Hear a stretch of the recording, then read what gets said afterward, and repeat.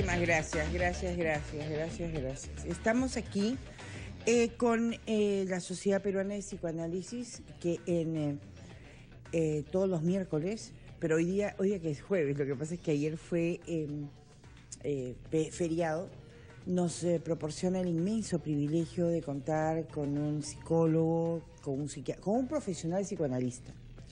Y el día de hoy, Eugenio Calmet, psicoanalista y psicólogo, nos trae un tema tremendamente complicado, pero que tenemos que hablar, los queridos oyentes, porque más de 350 niños entre 0 y 5 años han sido violados en lo que va del año, en este 2017. Y entonces es importante saber qué es lo que está pasando y darles a ustedes algunas pautas, informarles, para que ustedes puedan, dentro de casa, poder tomar las precauciones necesarias, poder entender cómo es este mecanismo, por qué un agresor hace lo que hace, qué pasó en la familia, por qué se quebró este respeto. En fin, Eugenio, muchísimas gracias por estar aquí. No, muchísimas gracias por la invitación. Bueno, 350 niños violados y abusados entre 0 y 5 años en el 2017 en el Perú. Es una cifra muy dura, muy dura. Hemos tenido el último mes un padre de 17 años que ha violado y asesinado, producto de la violación, a su menor hija de 2 meses de nacida. Es la víctima de feminicidio más pequeña que conocemos. Sí, es evidente, ¿no es cierto?, que es indignante y, digamos, despierta lo más profundo de nuestra ira y cólera, ¿no es cierto?, porque lo más preciado, digamos, de una sociedad tendría que ser, ¿no es cierto?, ese niño o niña indefenso que recién llega a la sociedad y que abre, digamos, la posibilidad de una vida, ¿no? Entonces, cegarla de esa manera es... ¿Qué le pasó a este sujeto para cometer esta atrocidad? ¿Qué pasa en la mente de un ser humano para ocurrir esto? Lo primero que uno tiene que entender es que ese sujeto deja de ser sujeto en el momento donde ejecuta esto. Nosotros a este fenómeno le llamamos un paso al acto, es decir, que un sujeto pierde su condición de sujeto, lo cual no lo hace inimputable, ¿no es cierto? Claro, o sea, él es responsable. Él es absolutamente responsable de lo que hace. ¿No es un enfermo o sí es un enfermo? Bueno, es un enfermo responsable. Correcto. ¿No es cierto? Que... un paso al acto se llama. Es pasar al acto implica, ¿no es cierto?, perder esa condición de sujeto y someterte a un goce que no es reflexivo, que no ata a ese sujeto a los valores de la sociedad. Esto puede suceder con un asesinato, puede suceder con una violación, puede suceder de múltiples maneras, ¿no? Esto también pasa, por ejemplo, cuando alguien decide asesinar no por motivos digamos, económicos, por asalto o por alguna de estas cosas, sino simplemente por el hecho de asesinar. Por ejemplo, esta chica La Gata, que asesina a 2 personas por motivos intrascendentes, ¿no? Claro, por el pollo, porque no estuvo graneado el arroz, en fin. Pero, entonces, cuando tú vas un paso al acto para tener un goce no reflexivo.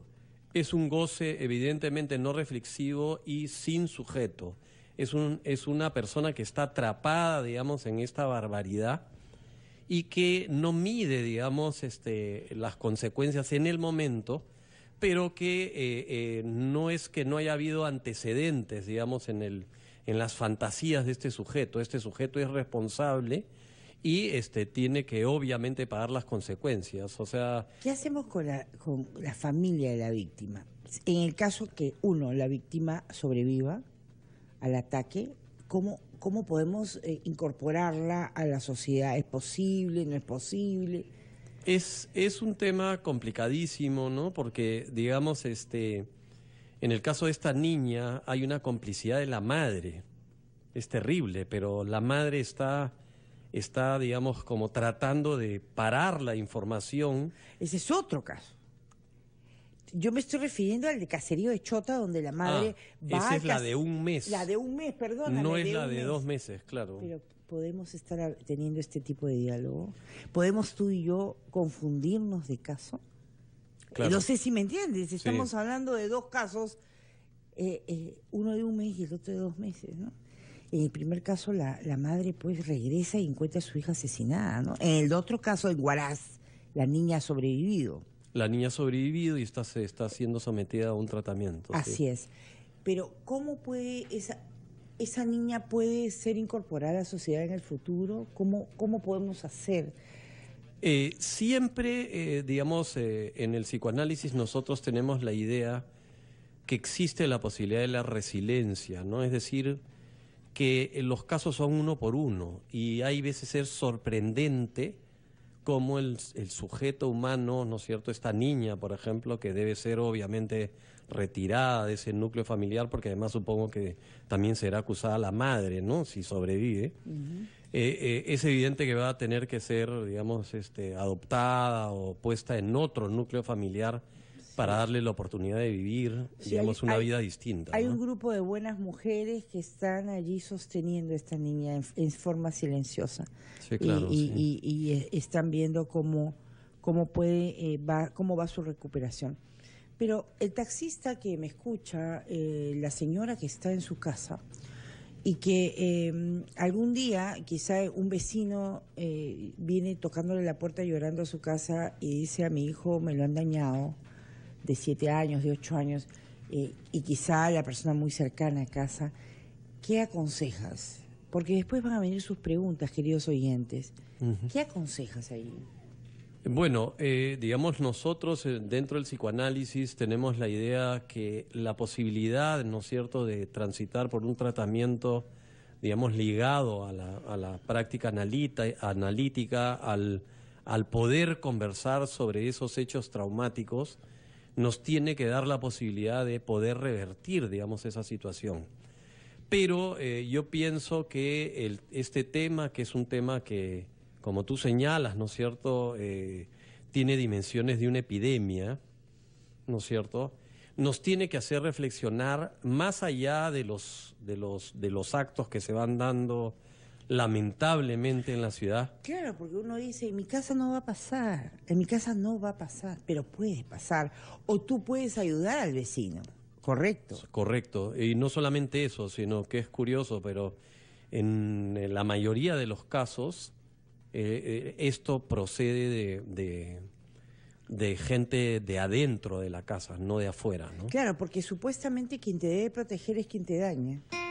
Ese es el tema, ¿no es cierto? Y además, o sea, en este caso estamos hablando de niñas que no, o sea, que son... No pueden expresar su voluntad, no pueden... que son absolutamente indefensas, ¿no es cierto? Ujú. Y que la reacción de la sociedad, incluida la mía, ¿no es cierto?, hay veces, digamos, te incita, digamos, a tratar de solucionar esto, digamos, con Pena de temas... muerte. Sí, vamos a liquidarlos, uno lo odia de una manera... Saca lo peor de uno. Saca, o sea, intenta uno controlarse para no, digamos, ir a la solución, digamos, más fácil, que sería muerto el perro, muerta la rabia, ¿no? Pero vamos el día de hoy a lo largo de este tiempo a escuchar sus llamadas. Si tienes alguna pregunta, ¿cómo puedes identificar si un niño está siendo abusado? ¿No? ¿Cuáles son las características o el agresor o la agresora? ¿Qué formas tienen que tener? 10 y 17, me voy a un corte y regreso.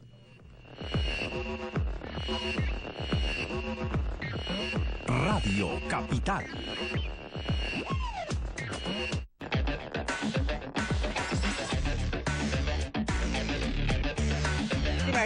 Muchísimas gracias Alejandro, gracias por acompañarnos de 10 a 11 y de 9 a 10 está nuestro querido Jimmy. Y estamos con psicoanalista y psicólogo Eugenio Calmet, miembro de la Sociedad Peruana de Psicoanálisis, viendo el tema de las consecuencias del abuso sexual infantil. ¿Cuáles son los síntomas? ¿Cómo una persona sin mucho conocimiento puede acercarse a quizás poder empezar a creer que este niño o esta niña ha sido abusada?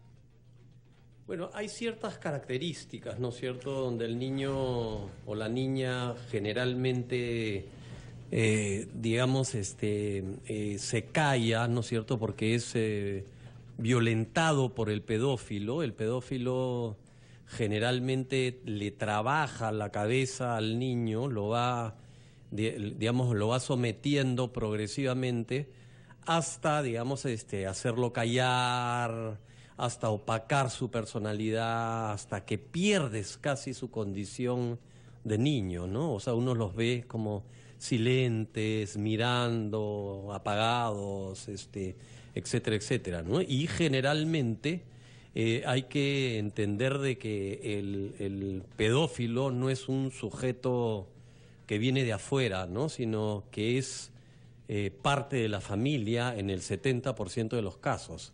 Es decir, si no es el padre, puede ser el tío o puede ser alguien que está cerca, digamos, a ese niño, ¿no?, en términos familiares. Correcto.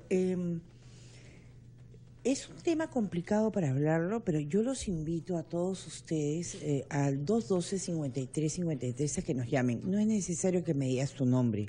Que pasen las llamadas, querida Tatiana, sin decir nombre, en forma anónima, porque queremos escuchar y tenemos el gran privilegio de tener a un psicoanalista aquí. Entonces tú puedes hablar, tú puedes decir, tú puedes preguntar.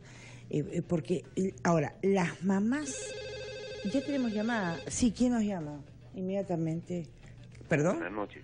Ricardo, buenas noches. Buenas noches, doctora. Hola. Ahí está con el psiquiatra.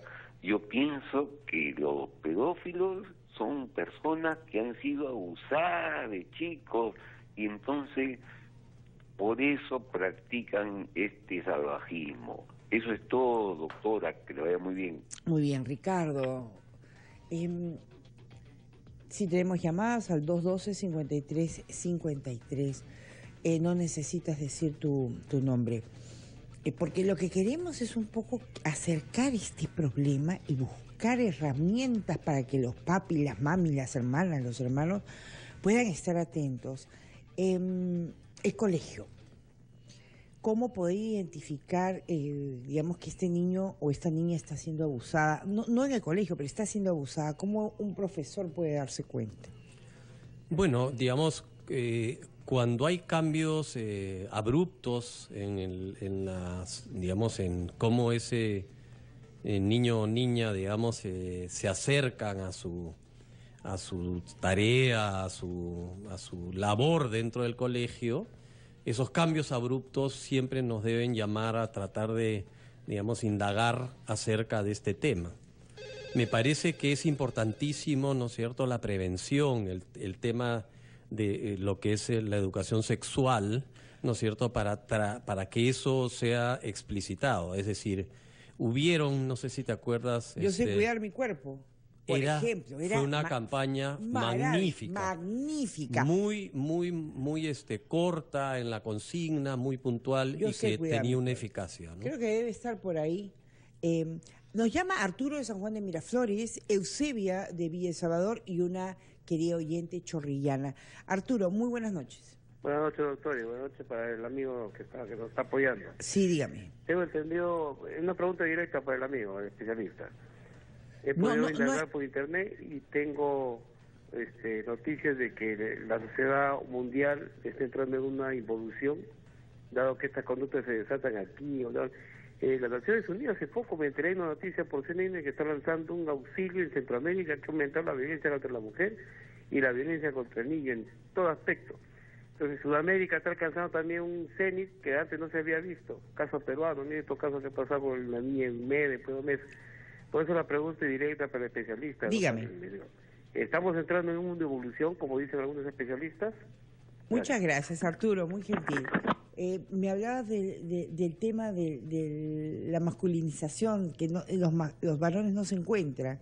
Él pregunta si hay involución. Sí, yo pienso que, digamos, en el transcurso de la evolución de la sociedad, el rol del varón ha entrado en crisis, ¿no es cierto? Y que esa crisis está haciendo que el ejercicio de la virilidad no esté regulada, no esté anudada, digamos, a una práctica adulta, compartida, etcétera, con la mujer, y que esto desanude a estas personas y los incite, digamos, a una práctica viril enferma, con muchas dificultades para poder afrontarlas, ¿no? Correcto. Eusebia de Villa El Salvador. Eusebia, ¿cómo estás, cariño? Cortó. Nos llama otra amiga, sí. Sí, de Chorrillos. Buenas noches. ¿Aló? Buenas noches, corazón. Dime. Quería hacer una pregunta. Lo que pasa es que yo soy adulta, pero cuando era pequeña, mis hermanas sufrieron de abuso sexual de mi medio hermano. Bueno, mis padres hicieron todo lo necesario, alejaron a ese chico, ¿no? Pero yo no sufrí de eso. Actualmente, mis hermanas son profesionales y yo también, pero son solteras y ellas son mayores que yo. Quiero saber, o sea, en mi inconsciente de repente digo, no, o sea, son solteras porque de repente tienen miedo.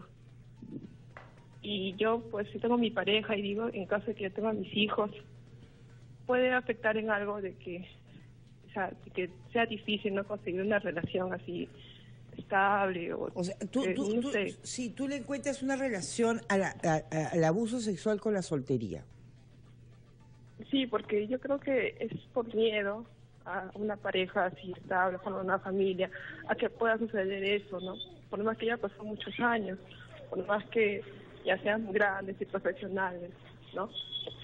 Gracias, querida. Eugenio Calmet, psicoanalista, es una muy buena pregunta, ¿no? Sí, por supuesto. Y digamos, está claro, ¿no es cierto?, que el abuso sexual, digamos, no tiene tiempo. Se instala, digamos, como permanentemente vivo. En el inconsciente nosotros pensamos que hay como traumas que se quedan vivos, ¿no?, que no se van con el tiempo.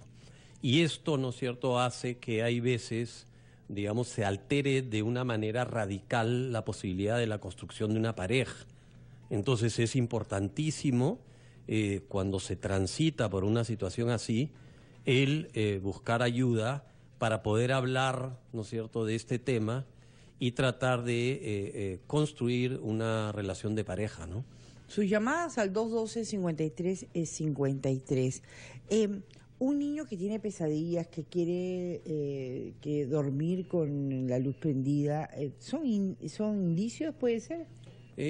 No necesariamente, ¿no? Nosotros tenemos que tener mucho cuidado con, digamos, entrar en un pánico que sobre todo, ¿no es cierto?, a la hora que trabajamos en los medios, yo sé que hay una incidencia muy fuerte y que hay que trabajar este tema y tenemos que hacernos... Con mesura. Con mesura, y además, ¿no es cierto?, tenemos que tratar de pensar de qué manera podemos empezar a trabajar este tema. Pero, digamos, no todos los síntomas, por ejemplo, de temores a la oscuridad, necesariamente están fundados sobre la base del abuso sexual, ¿no? Ok. Mireya de San Miguel nos llama. Muy buenas noches, Mireya. Gracias por llamar. Aló, doctora, buenas noches. Buenas noches. Doctora, estaba escuchando a la oyente anterior que llamó. Sí. Yo creo que no influye mucho. Mire, yo soy una mujer de 35 años. Era un nombre falso por vergüenza, más que nada. Yo cuando he sido más chiquilla, de casi 7, 8 años, yo recuerdo que mi papá me tocaba. No me ultrajaba, ¿no? Pero él me tocaba y yo, como era niña de inocente, veía que eso era como algo normal, no sé, no sentía nada mal. Jamás se lo dije a mi mamá por miedo, ¿no? Pero ya que pasaron los años, yo tengo 33 años y yo logré casarme, tengo mis 3 niños y, o sea, no tengo un rencor hacia mi padre, no sé, de repente... ¿Lo hablaste con tu papi alguna vez? Nunca, doctora. Es más, mi papá todavía sigue en vida, pero yo tengo vergüenza tocar ese tema o decirle alguna vez, papá, ¿por qué me tocabas así? Porque yo recuerdo bien que él me tocaba, ¿no? Pero nunca me penetró, como se dice así, ¿no? violó, pero sí recuerdo que él me tocaba, pero yo tengo vergüenza y jamás se lo he dicho a mi papá.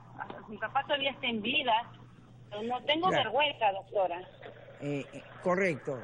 A ver, porque esa palabra me tocaba es un poco me tocaba, ¿no? ¿Qué entendemos por me tocaba? Porque no me ultrajaba, me decía no me violó, pero me tocaba. Sí, lo primero que me parece, digamos, rescatable de esto que plantea esta señora es que cada caso es distinto, ¿no es cierto? Es decir... Como tú dijiste, cada caso es una historia. Es una historia y es uno por uno, y eso nos indica que hay gente que tiene la capacidad, y felicitarla a esta señora, ¿no es cierto?, que ha podido seguir adelante con su vida. Lo que no tiene que, o sea, decirnos como conclusión que todos pueden transitar de la misma manera por esta situación. Y me parece admirable de parte de ella que ella comparta con nosotros algo que nos ayude a entender este problema, ¿no? ¿Y cómo habrá sido? Lo ha hecho sin orientación profesional. Nos vamos a un corte y regresamos con más historias, con más llamadas.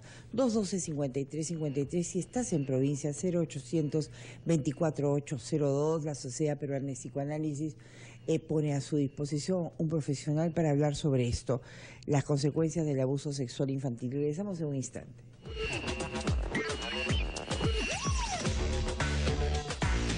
Radio Capital. Seguimos con Tu Señora Ley.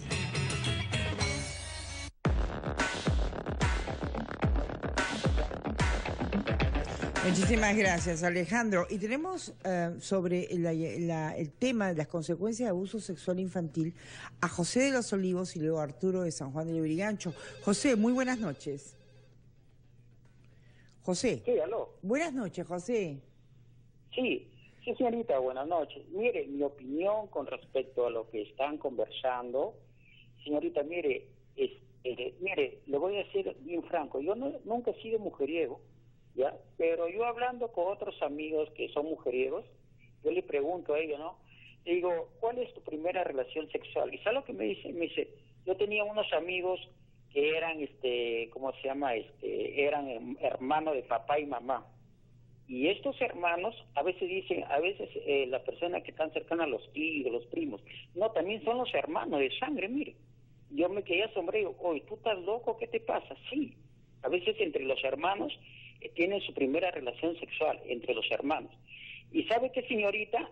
Como yo trabajo en bienes raíces, tengo un pequeño negocio de bienes raíces, hay un empresario de 80 años me estaba comunicando de la selva, estaba en la selva, y ¿sabe lo que me dijo? Me dijo, y eso lo saben los empresarios, señorita, ¿sabe? De provincia también son así. ¿Sabe lo que me dice? Me dice, José, ¿por qué no te vienes acá a la selva? Acá hay una familia que me ha entregado a su hija de 15 años, y estaba haciendo relaciones sexuales, mire. Entonces, ¿sabe qué? Y eso lo saben los congresistas que se van para allá. Ellos saben, si no, se mantiene en silencio esto. Ahora, yo creo de que la única manera de corregir esto es de salir la cadena perpetua para los violadores o la castración. Porque mira, ahí estaban conversando sobre un problema de violación de una niña, creo, y lo fusilaron. Y después se encontraron de que él no la había violado, simplemente había sido un accidente, y murió una persona inocente. Yo creo de que, y hay personas que a veces dicen, mátenlo. No, es pena una ira que es... ¿Aló? Pena de muerte. No, pena de muerte no sería. ¿Cadena perpetua o la castración? No, la gente pide pena de muerte, eso es lo que piden. Claro, eso no es la solución, Yo creo de que puede ser cadena perpetua. Ahora, si es la cadena perpetua, hay muchos presos. Inclusivamente nosotros que pagamos los arbitrios, ellos ahí comen gratis, cenan gratis, entonces todo es gratis. Yo creo de que sería la castración. Y aparte de esa castración, la familia debe llevarlo a un psicólogo experto que lo ayude. Claro, debo señalarle con mucha pena que la castración química no ayuda en nada, porque la castración química lo que hace es inhibe la erección. pero lo que en la mente, esto de acá no inhibe lo que piensa. En consecuencia, la castración química no evita que el agresor, que el depredador utilice dedos, utilice botellas, utilice cualquier elemento análogo para resolver, para violentar al menor. ¿Correcto? Gracias, José. Tu opinión sobre esto. Sí, una cosa que nosotros estamos teniendo claro es que hoy día este tema, que no es que surge, digamos, en el último tiempo, es un tema que amerita, ¿no es cierto?, una responsabilidad. Y hoy día la congresista, digamos, Nuevo Perú, ¿cómo se llama? ¿Quién? ¿Pero de qué ha hecho? ¿Indira Wilca o Marisa Glave? Marisa Glave, ¿cómo se llama? Trataba hoy día de empezar a conversar sobre diseñar una política, ¿no es cierto?, que empiece a tratar de entender este problema. Y había risitas, ¿no es cierto?, de un parlamento que tiene más o menos un 8% de aprobación.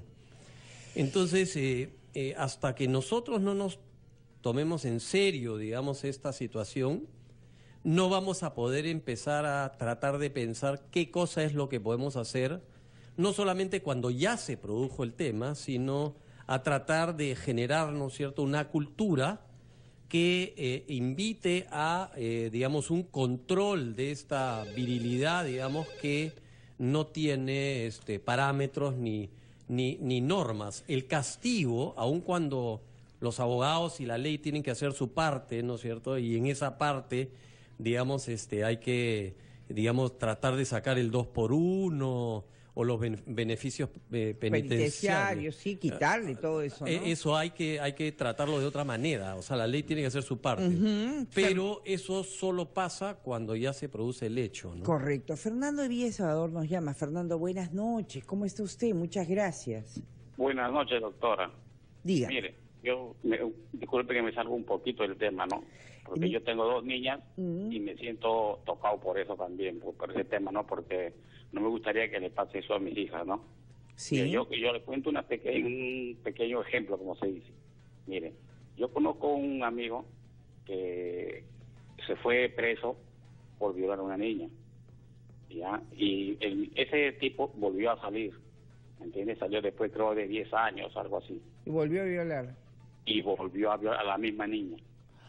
Eso es lo que yo voy, mire, ahora él está preso de nuevo. Cuando salió, yo le pregunté a mis amigos, oye, ¿qué pasó con el padre de un amigo que era, no? Y me dice, no, está preso, ¿no? ¿Que no sabía? No, le digo, no sé. ¿Qué pasó? Y me dice, no, violó de nuevo, me dice, y a la misma niña. Correcto. Pues disculpe lo que yo le diga, mire, ve, eso, disculpe las palabras que use así de gruesas, ¿no? Esos malditos deben quedarse presos, pero yo estoy de acuerdo en que los maten a ellos. ¿Entiendes? ¿Sabe por qué? Porque usted cree que ese tipo es amigo mío, ¿no? Pero mire, usted cree que él está preso y está triste, está arrepentido o algo. Esos tipos no cambian, doctora, y nunca van a cambiar. Ok, Fernando. Es como se dice, doctora, erradicar a esa gente y, como dice, agarrar a los menores del colegio y inculcarles buenas cosas para que no sean de grandes así. Muchas gracias, Fernando. Muchas gracias por su opinión. Vamos al hecho de el depredador sigue manteniendo esta actitud de agresión sexual. Si es que no tiene un tratamiento psicológico, ¿cómo puede un depredador dejar de serlo? Bueno, es bien poco probable, ¿no? Es bien poco probable que aun cuando se intente trabajar de distintas maneras con una persona así, que él revierta esta tendencia, ¿no? Por lo tanto, ¿no es cierto?, es complicado, digamos, la rehabilitación, ¿no? Entonces, las penas, cuando ya se han producido los hechos, no tendrían que, digamos, ir en esa línea. Pero la mente puede ser trabajada por un psicólogo, por un psicoanalista, para poder, por lo menos, contenerlo, ¿o no? Es bien difícil, ¿no? Es difícil. Es muy difícil. Entonces, ¿no? Ahora vamos a enfocarnos en la víctima para poder sacarla de su trauma. Roger de los Olivos, ¿cómo estás? Buenas noches, Roger. Buenas noches, doctora. Un gusto escucharla. Un gusto para mí. Ver mi llamada. Gracias, Roger. ¿Tienes alguna duda? Porque este abuso infantil trae consecuencias. Son 350 niños que han sido abusados en el Perú en lo que va del año. Me parece algo bastante preocupante, me parece algo atroz, pero creo que la solución debemos pensarla más allá del simple castigo. Ahí tenemos al invitado, ¿no? Totalmente. Yo creo que debemos tener una política de salud mental incluida en el plan de salud que tenemos, ¿no? De estatal o en los seguros, porque esa parte no está bien cuidada, y yo creo que mientras no lo hagamos vamos a tener más personas que sean potencialmente agresores. Definitivamente esta gente pues que agrede a niños, a bebés, no están bien psicológicamente o bueno, no sé cuál sería el término, pero no están bien de la cabeza.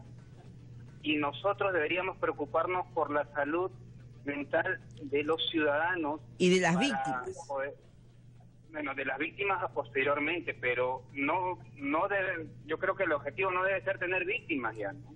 Deberíamos enfocarnos más en no tener víctimas, y la forma de no tener víctimas es preocuparnos por las personas y evitar que las personas sean potenciales agresores.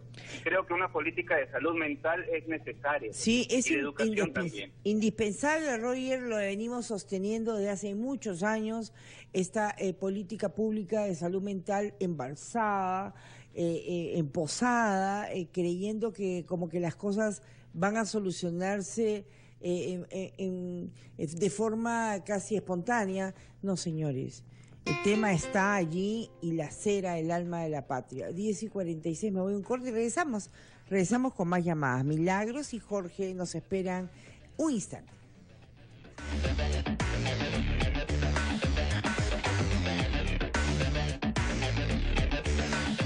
Radio Capital.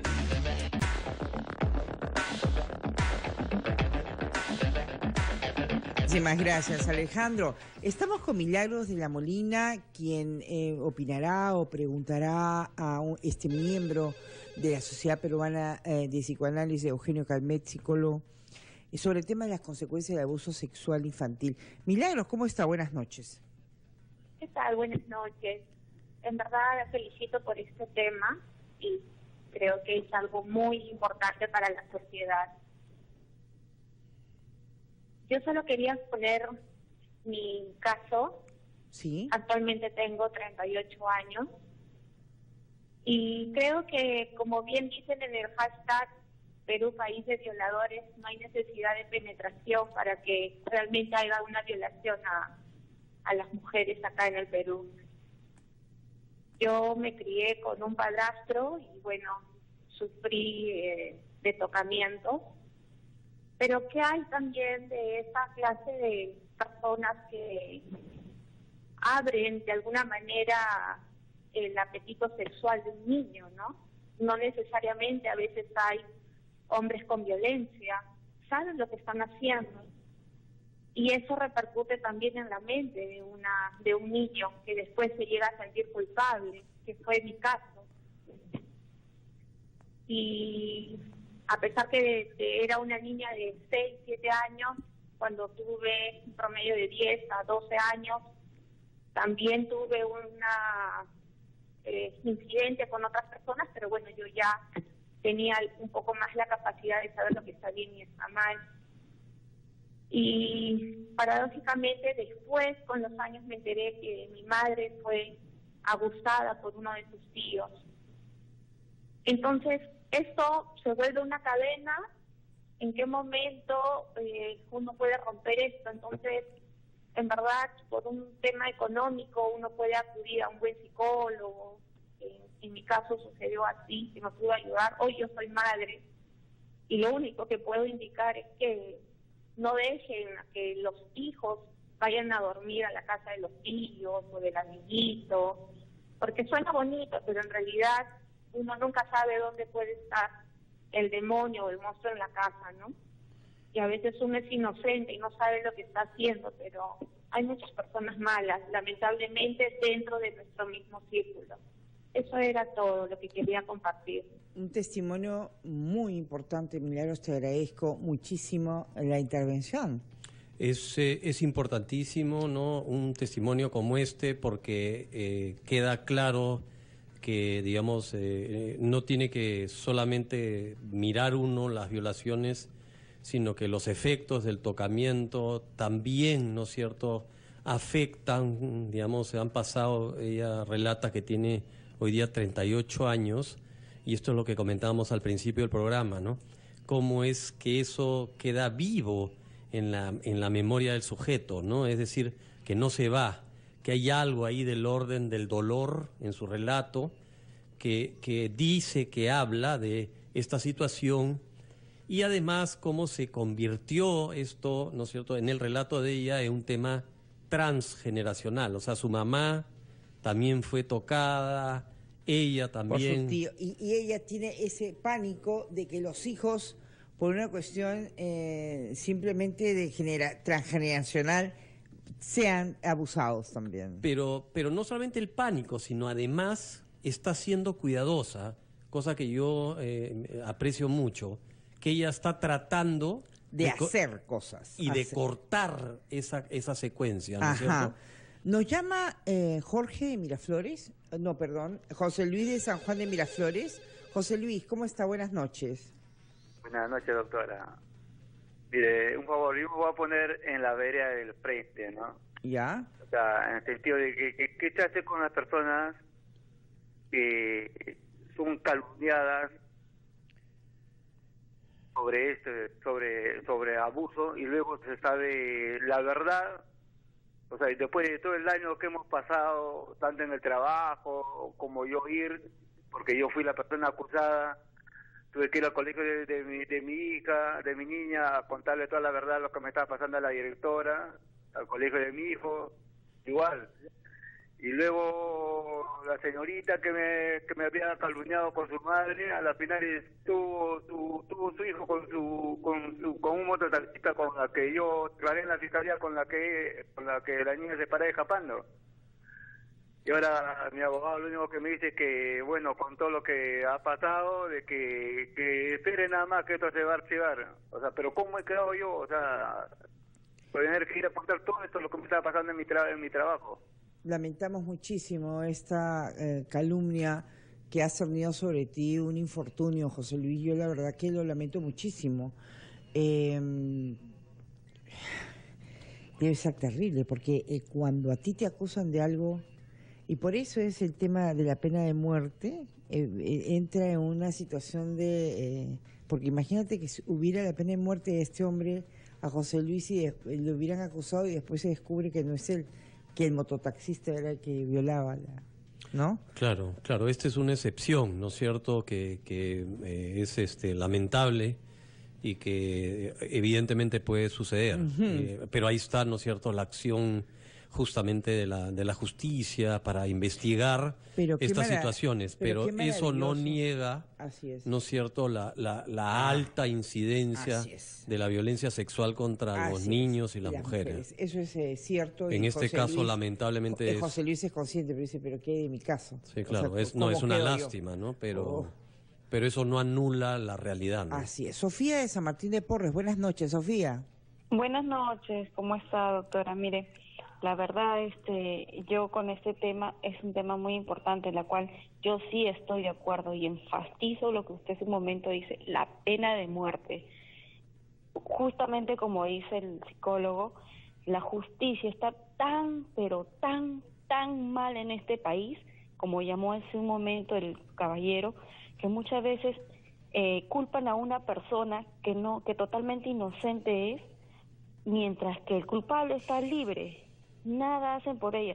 La justicia en este país debería de, no sé, reacomodarse o poner mano dura, pero yo me pongo la mano al pecho, al corazón, y digo que sí, yo soy una de las primeras personas que debería de ver pena de muerte para que así al menos tengan un poco de temor y se limiten, porque como decía la señora, el diablo está en tu casa, está en la casa del hermano, del vecino, del tío, del primo.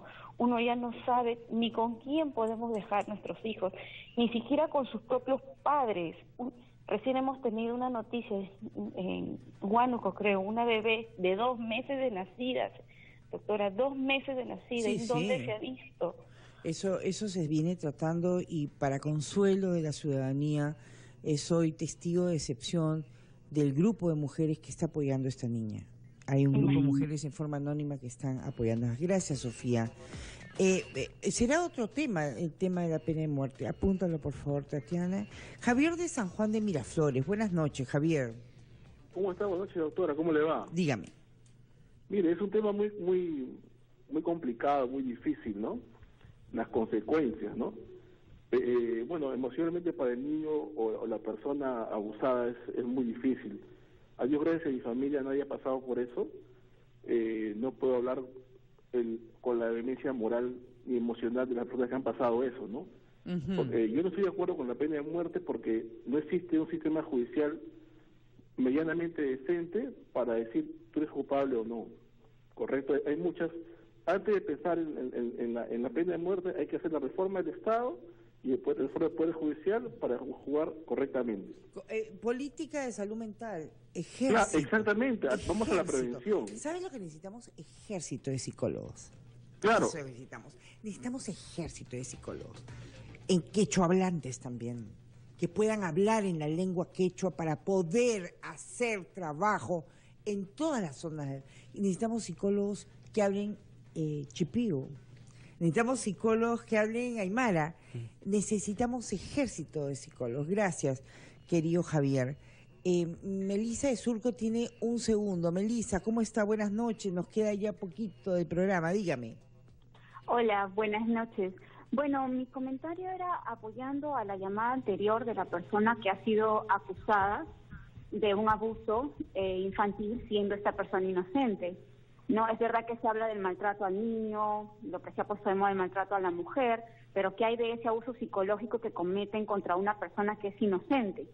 Correcto. ¿No? Cuando incluso ha pasado cámara GESEL, ha pasado ese tema lo vamos a ver la próxima semana, porque no es un tema que está de moda. La violencia contra la mujer, perdóname, no sé, has dado una apreciación con mucha connotación emocional, porque me dices, eso que está de moda, la violencia contra la mujer, Melisa, no es una cosa de moda.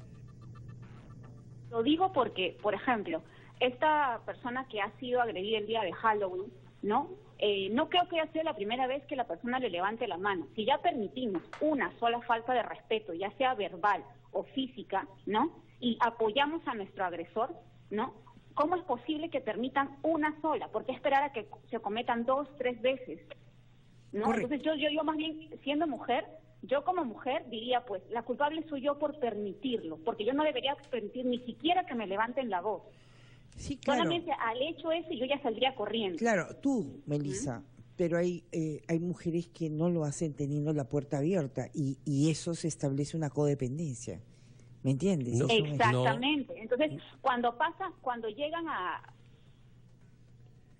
sí, Melisa, no solamente, o sea, no creo que sea del todo justo, discúlpame, decir que si una persona violenta a su esposa o a su pareja, toda la responsabilidad caiga sobre ella si es que esto se vuelve repetitivo. Así es. O sea, el agresor es absoluto responsable de esa violencia contra la mujer y es la mujer la que de repente, digamos, no puede procesar eso, no puede entenderlo y no sabe cómo resolverlo. Y esto pasa a obreras, pasa a quechohablantes y pasa a economistas, policías, abogados, es decir, izquierdistas, derechistas, centro, Fujimori, apristas. A todas nos pasa, sin distinción política. Sin distinción política, sin distinción económica. Sin distinción racial. Y yo creo que hay que ser bien claro que hay que tratar de generar, ¿no es cierto?, una política distinta que intente generar, digamos, una visión diferente de la construcción de la masculinidad, de la feminidad, para tratar de que podamos, ¿no es cierto?, enfrentar este problema que es masivo, antes que se produzca. La pena de muerte no inhibe a ninguno de estos monstruos o estos Correcto. Diablos. 11:01, nos vamos ya, son las 11:01, les agradecemos mucho y han surtido varios temas para la próxima semana. Los quiero mucho. Gracias Sociedad Peruana de Psicoanálisis por traernos a nuestro querido Eugenio Calmet. Gracias Eugenio. Gracias a ti por la invitación y a la sociedad también. Por favor, los quiero mucho, los quiero morir. Me muero por ustedes. De verdad, me muero por ustedes. Espero que siempre tengan mucha salud, mucha armonía, mucha prosperidad. Nos vemos mañana. Y ya saben, esta es la Radio Capital, esa radio que llega al corazón de la gente.